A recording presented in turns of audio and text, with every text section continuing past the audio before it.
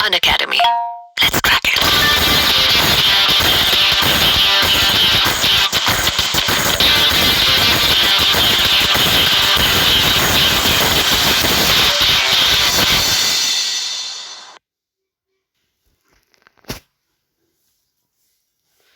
Hi friends, मैं आकांक्षा Sharma GK with आकांक्षा में आपका स्वागत करती हूँ।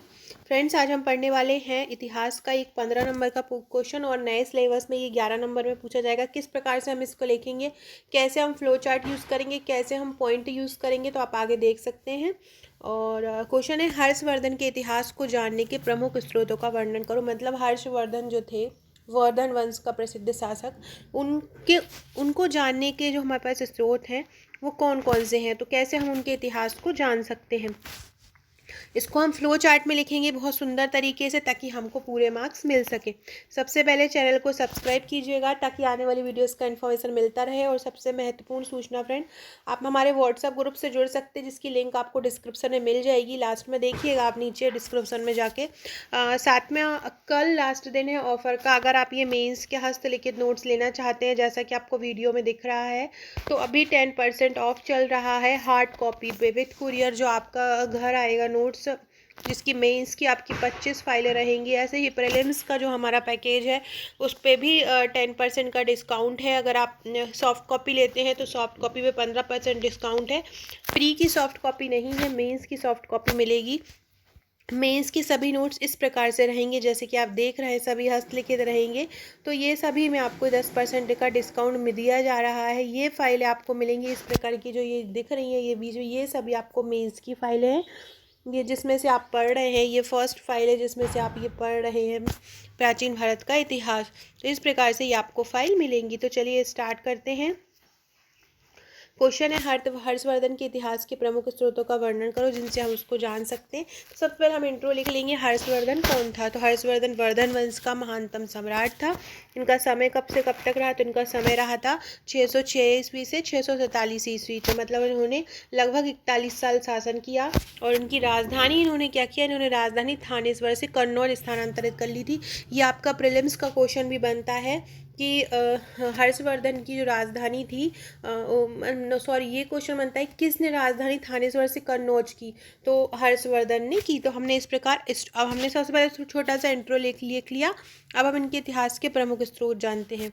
तो हर्षवर्धन के शासनकाल का इतिहास मगध से प्राप्त 2 ताम्रपत्रों, जो कि राजतरंगिणी, चीनी यात्री हेनसांग के विवरण और बाणभट्ट रचित संस्कृत काव्य ग्रंथों में प्राप्त है। तो कहाँ से मिलता है, मगध से प्राप्त 2 ताम्रपत्रों, राजतरंगिणी, चीनी यात्री, हेनसांग के विवरण और बाणभट्ट रचित संस्कृत, ये इनसे हमें प्राप्त है। अब इनसे हमें क्या जानकारी मिलती है वो हम देख लेते हैं। तो हम लिखेंगे इन ग्रंथों से प्राप्त विवरण।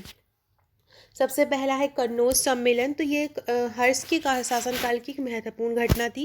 हेनसांग के महायान, हेनसांग जो कि हर्षवर्धन के काल में एक चीनी यात्री आया था, उसके विवरण से ये जानकारी मिलती है। हेनसांग के महायान संबंधी तुर्कों से प्रभावित होकर कन्नौज ने अनेक धर्म अनुयायियों की सभा का आयोजन किया। मतलब हेनसांग जो तर्क करता था, उससे प्रभावित होकर उन्होंने, हर्षवर्धन ने कई सभाओं का आयोजन किया। इसके लिए उन्होंने कन्नौज सम्मेलन की उन्होंने एक विशेष भवन का निर्माण किया था।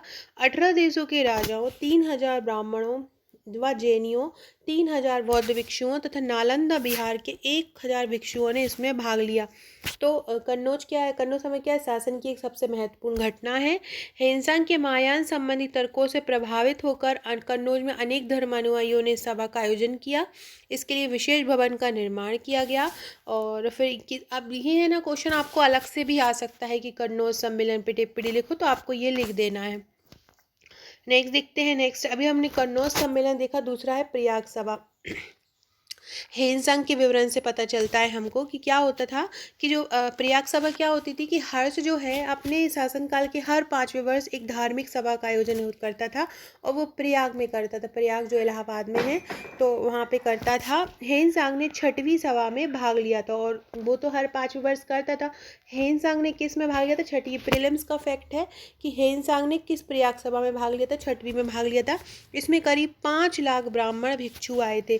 प्रयाग सभा में कितने भिक्षु आए थे, करीब 5 लाख ब्राह्मण भिक्षु इसमें आए थे। तो हेनसांग के अनुसार हर 5 वर्ष बाद धार्मिक सभा का आयोजन करता था।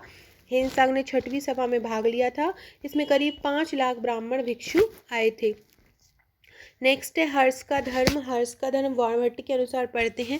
हर्ष के पूर्वजों का धर्म शैव और तांत्रिक होता था। हर्ष के पूर्वजों जो थे उनका धर्म जो था शैव और तांत्रिक, मतलब शिव भक्ति में विश्वास रखते थे। पहले हर्ष भी शिव उपासक था, बाद में बौद्ध धर्म मतावलंबी हो गया। ये बाणभट्ट के ग्रंथ में इसका हर्ष चरित्र जो रचना है उनकी उससे पता चला है। और हेनसांग के अनुसार क्या था, उसने बताया था कि उसने क्या है पंच महारत में मांसाहार बंद कर दिया था, जीवों को कठोर दंड देना मना कर दिया था, गंगा तट पर हजारों स्तूप बनाए थे, विश्राम गृह बनाए और धर्म अनुरागी व सहिष्णु था। तो उसने पंच भारत में मांसाहार बंद कर दिया, जीवों को कठोर दंड देने के लिए भी मना कर दिया, गंगा तट पर हजारों स्तूप बनाए। इसके पहले हमने क्या पढ़ा था कि हर्ष का धर्म क्या था। हर्ष का धर्म हमने बाणभट्ट के अनुसार पढ़ा था कि वो उनका शैव धर्म था और उन्होंने बाद में बौद्ध मतावलंबी हो गया था, बाद में बौद्ध धर्म को मानने लगा था। हेनसांग ने भी कुछ इस तरह से इनका वर्णन किया है कि उन्होंने पंच भारत में मांसाहार बंद कर दिया था, जीवों को कठोर दंड देना उन्होंने मना कर दिया था। मतलब कुछ अशोक जैसी स्थिति हो गई थी जीवन के अंतिम चरण में। गंगा तट पर इन्होंने हजारों स्तूप बनाए, विश्राम गृह बनाए।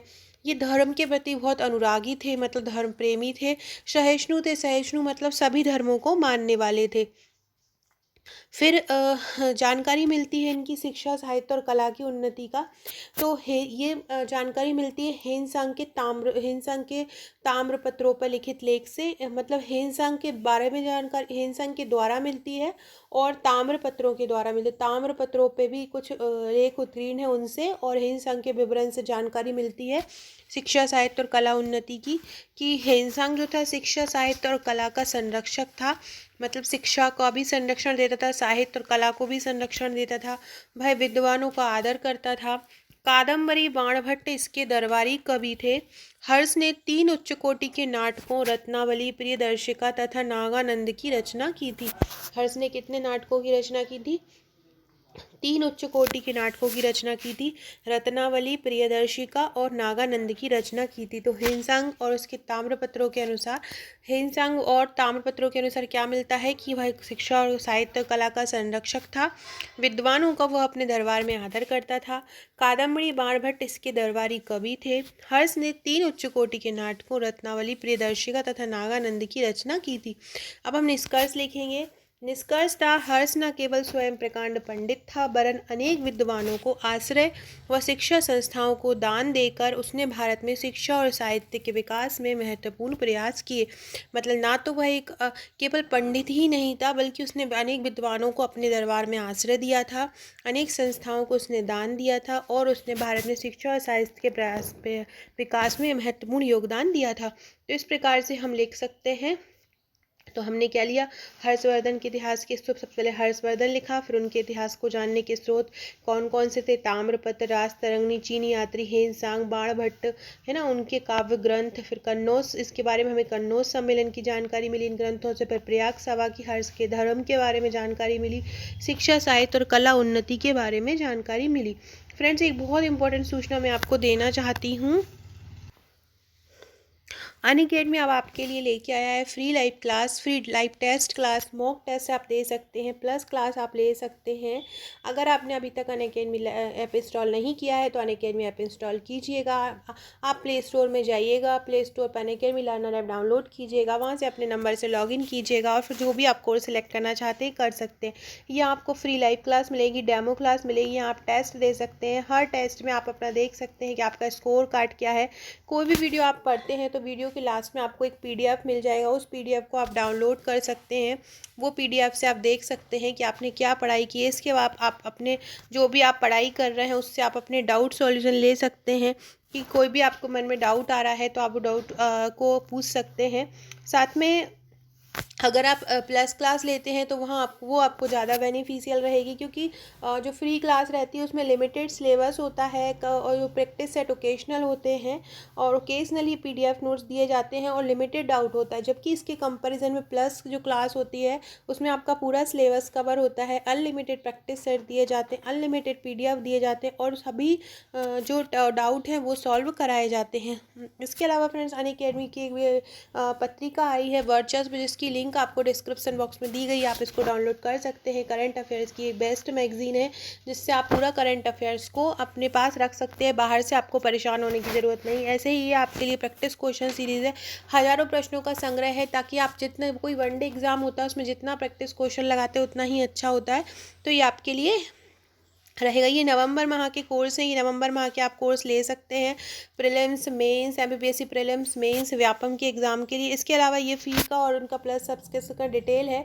अगर आप मेरा कोड यूज़ करते हैं, मेरा कोड है akansha.gk, अगर आप ये यूज़ करते हैं तो आपको 10% का डिस्काउंट मिल जाएगा। सो फ्रेंड्स आप ये ले सकते हैं, साथ ही आप हमारे डिस्क्रिप्शन बॉक्स में दिए ग्रुप से व्हाट्सएप ग्रुप से जुड़ सकते हैं। Okay friends, thank you.